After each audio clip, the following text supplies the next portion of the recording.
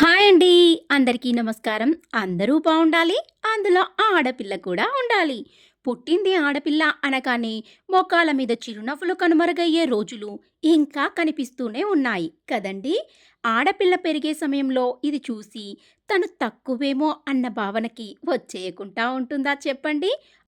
అయినా ఎవరు ఎంత చిన్న చూపు చూసినా ధైర్యం తెచ్చుకొని మొఖంపై తెరగని చిరునవ్వుతో తన పనిని తాను చేసుకుంటూ ప్రపంచాన్ని జయిస్తున్న ఆడవాళ్ళకి పాదాభివందనాలు.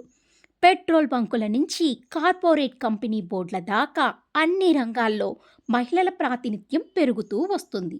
అమ్మో! ఆడపిల్లనా పుట్టింది అన్న మాట నుంచి అబ్బా! ఆడపిల్లే మహాలక్ష్మి పుట్టింది అనే అంతలా మారిపోవాలనుకున్నారో ఏమో ఈ గ్రామస్తులు. ఆ గ్రామంలో వరకట్న వేధింపులు లేవు, ఆడపిల్లను బరువుగా భావించనూ లేదు. ఎందుకంటే ఆమెకు తన పెళ్లికి ఎదురు కట్నం కానుకలు తెచ్చి ఇస్తారట మరి.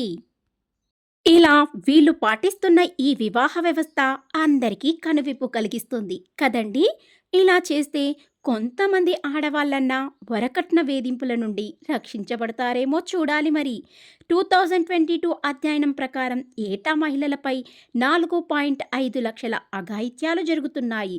అదృశ్యమయ్యే ఆ అమ్మాయిల సంఖ్య లెక్కే లేదు మరి. ఈ పరిస్థితులు మారాలంటే అమ్మాయిలు మేము బలహీనులు అనే భావన నుండి బయటపడితే బాగుంటుంది కదండీ! బలహీనులం కాదు అని ఒప్పుకుంటారు ఓకే.